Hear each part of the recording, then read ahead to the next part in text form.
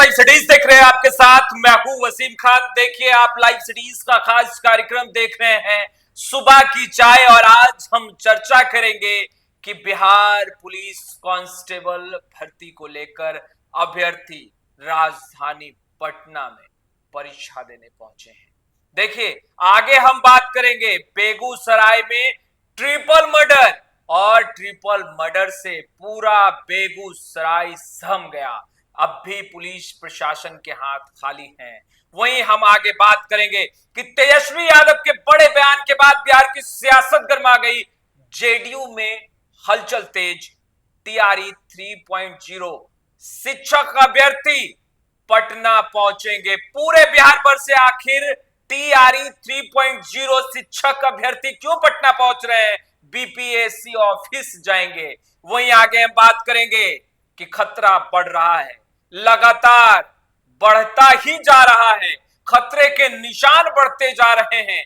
जी हां, बिल्कुल, राजधानी पटना की तस्वीरें तो हमने आपको दिखाई, मगर बाढ़ का खतरा बिहार के कई जिलों में लगातार मंडरा रहा है।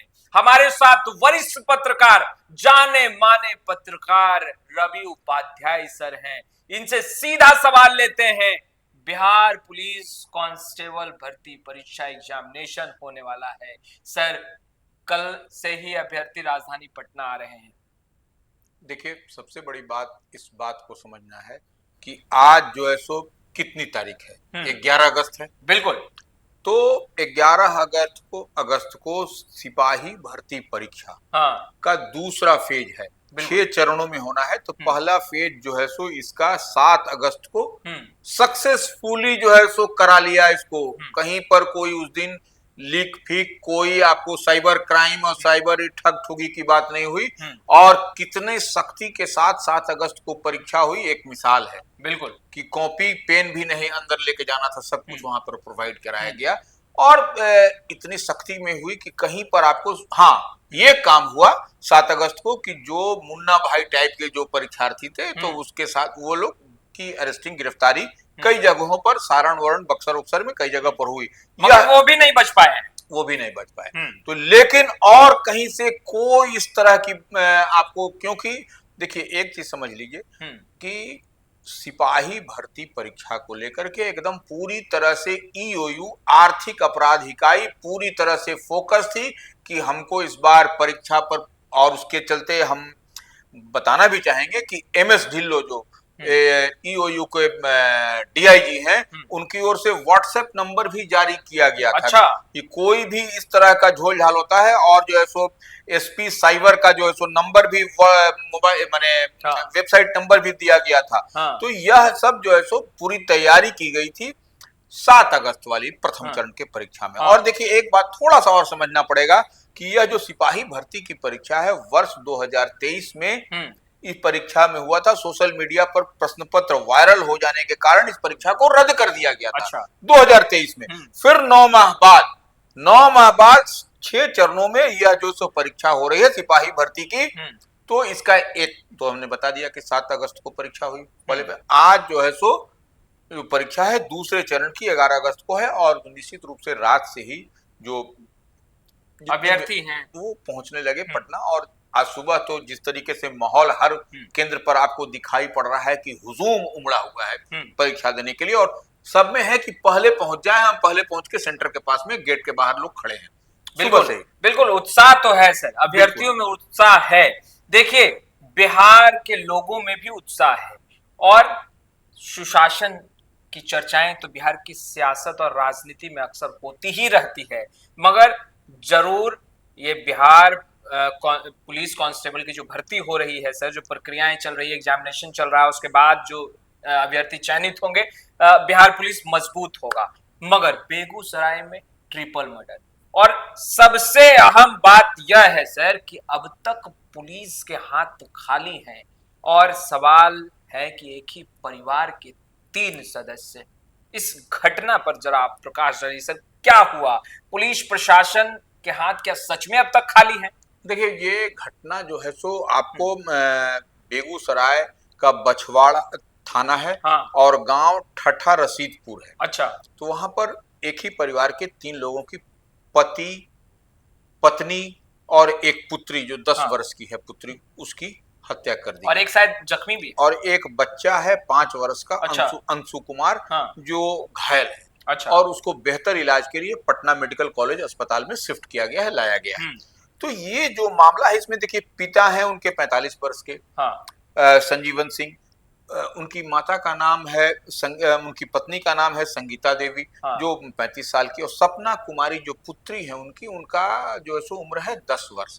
तो ये तीनों को, ये जो प्रथम दृष्टया जो पुलिस ने बताया, जो पुलिस ने की जो जानकारी मिली है पुलिस से, वह तेज हथियार से इन लोगों की हत्या का लग रहा है। माने ये अब कौन किस कारण से हुआ है और एक ही परिवार के 3 लोगों को टारगेट किया गया है, यह एक बड़ी बात है, यह उलझन भरी बात है। और पुलिस जो है सो उस दिशा में काम कर रही है।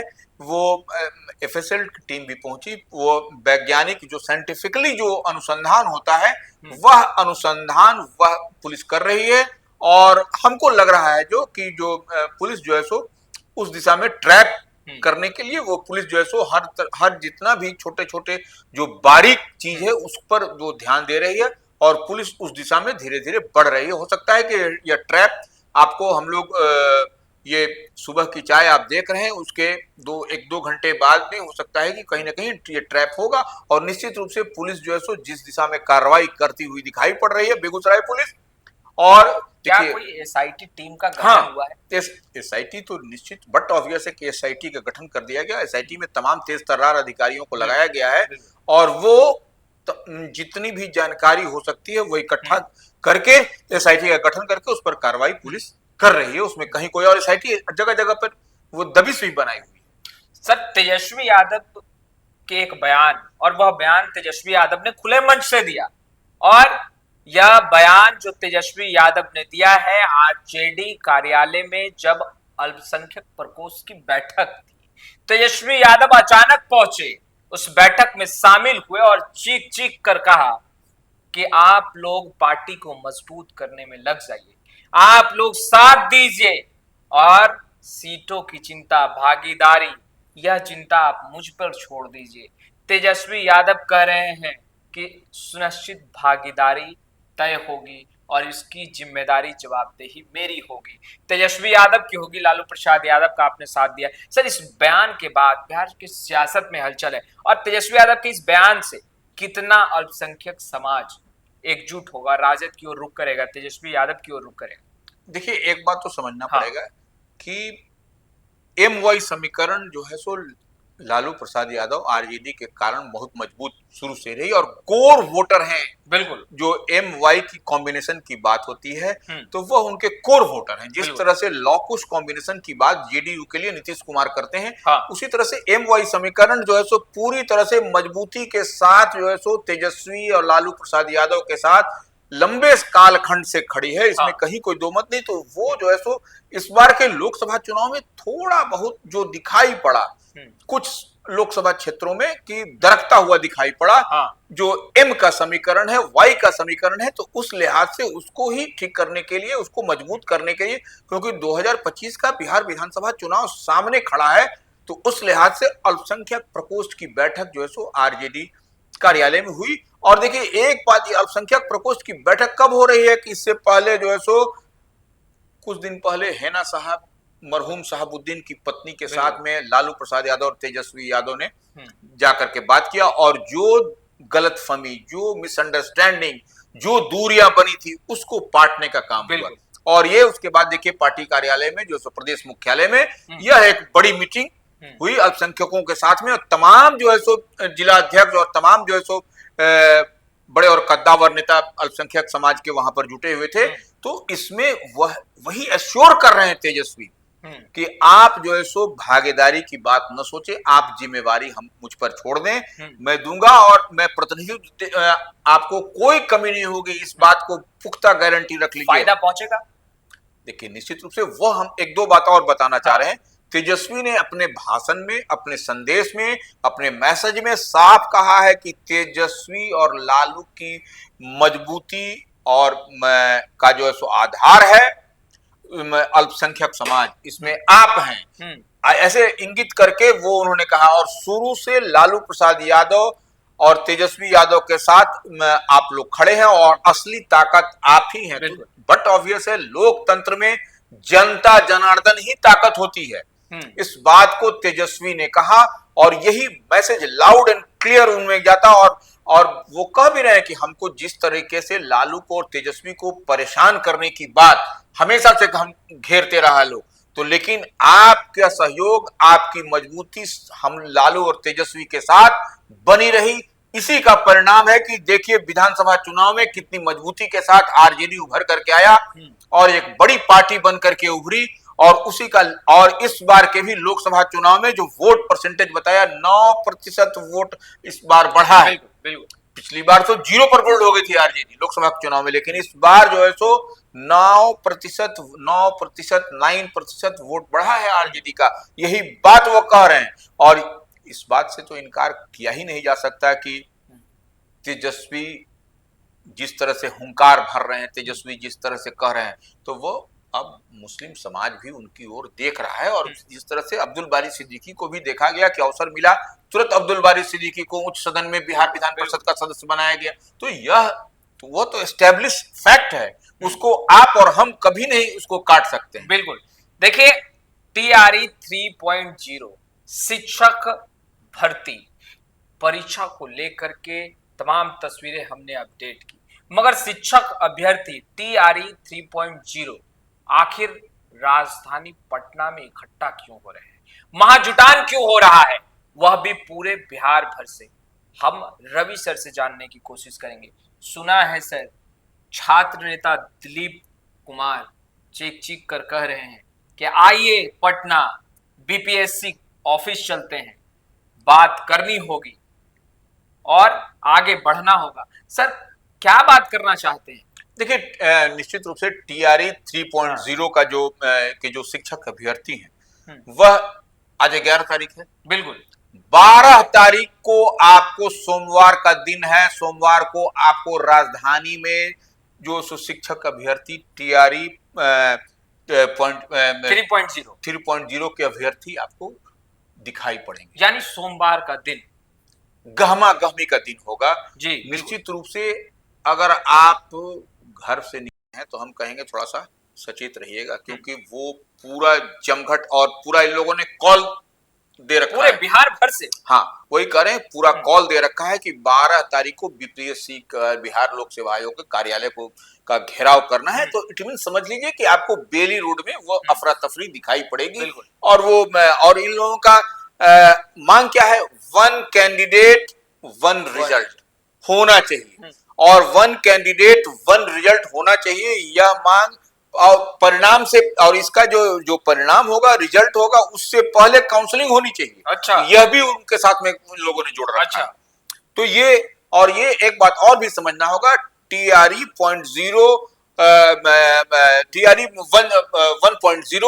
और टीआरई 2.0 के समय भी यह मांग उठी थी। अच्छा, ये पुरानी मांगे हैं। हाँ। फिर सड़क पर उतर रहे हैं। लेकिन बिहार लोक सेवा आयोग ने इनकी मांगों पर कोई भी माने देखना भी मुनासिब नहीं समझा, और जो जिस तरीके से परिणाम और जिस तरीके से गाइडलाइंस है, उसी हिसाब से उन लोगों ने परीक्षा और एग्जाम लिया। तो इस बार क्या इन लोग करेंगे, यह देखने वाली बात है कि आते हैं बिहार लोक सेवा आयोग में, घेराव करते हैं, कहां तक बढ़ते हैं, पुलिस क्या एक्शन लेती है, क्या कि इधर फिर तो यह देखने वाली बात होगी। 11 तारीख को सोमवार को, 12 तारीख को सोमवार को देखने वाली बात होगी राजधानी में ये शिक्षक अभ्यर्थी बिल्कुल क्या करते हैं। बिल्कुल, तस्वीरें बदली है और तस्वीरें बहुत ही चिंताजनक है। हम बात कर रहे हैं बिहार के कई जिले बाढ़ के खतरे को और खतरा मंडराते हुए को झेल रही है। सर, बिहार के कई जिले हैं। देखिए, हम राजधानी पटना की भी बात करेंगे। गंगा का जल स्तर लगातार बढ़ रहा है। देखिए, अगर हम दियारा क्षेत्र की बात करते हैं सर, तो वहां खतरा अब मंडराने लगा है। सर, कैसे देख रहे हैं? देखिए, निश्चित रूप से गंगा का जलस्तर तो कई स्थानों पर खतरे के निशान से ऊपर है। लाल निशान जिसको खतरा का निशान कहता है, वह उससे ऊपर बह रही है।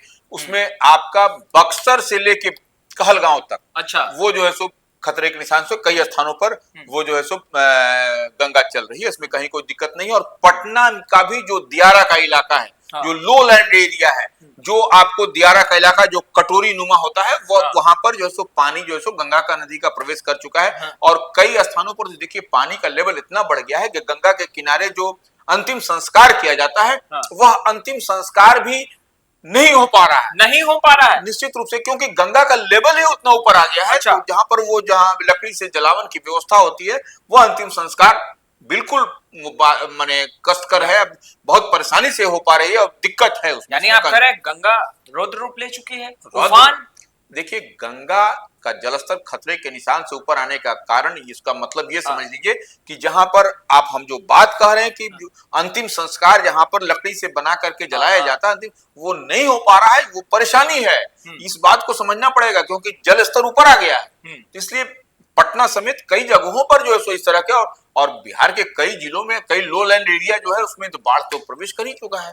देखिए, भले ही आज दिन रविवार का है, मगर राजनीति का तापमान ज्यादा है और सियासत भी गर्म है, और तमाम तस्वीरें लगातार हम अपडेट ही करते रहेंगे। फिलहाल इस वीडियो में इतना ही। आपका बहुत बहुत शुक्रिया।